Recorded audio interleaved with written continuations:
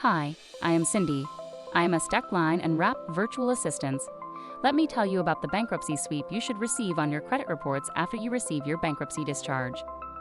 Equifax, Experian, and TransUnion, who are called the Big Three of credit reporting, dictate much about what American consumers enjoy in the credit market.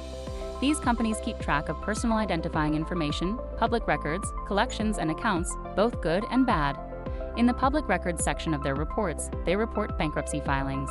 They monitor the status of those bankruptcy filings, and when those bankruptcy cases reached the status of receiving a discharge, the public records in those credit reports should reflect at discharge. But traditionally, there was a problem with marrying the effect of that discharge with the credit reporting of the accounts listed in that same report that corresponded to the accounts discharged in bankruptcy. The Big Three populated that public records section of that report by buying information from contractors that scoured the public record for this information.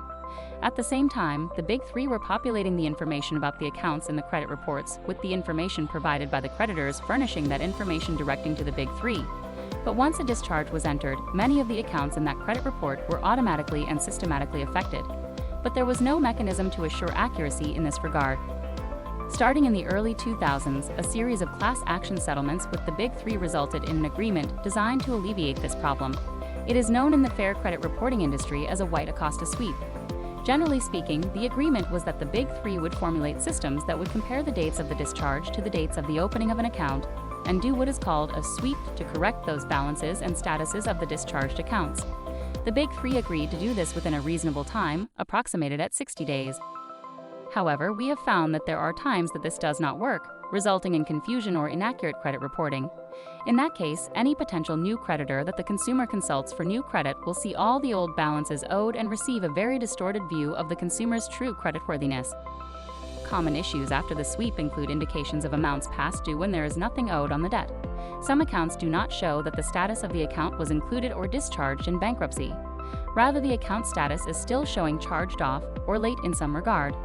Another common issue is that if the consumer reaffirmed the debt for purposes of assisting in rebuilding credit, the credit report may show the reaffirmed debt as discharged anyway, even if it is showing payments currently being made by the consumer.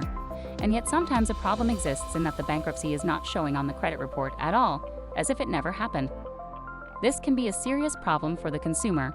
It truly denies them one of the most important parts of the discharge, the fresh start.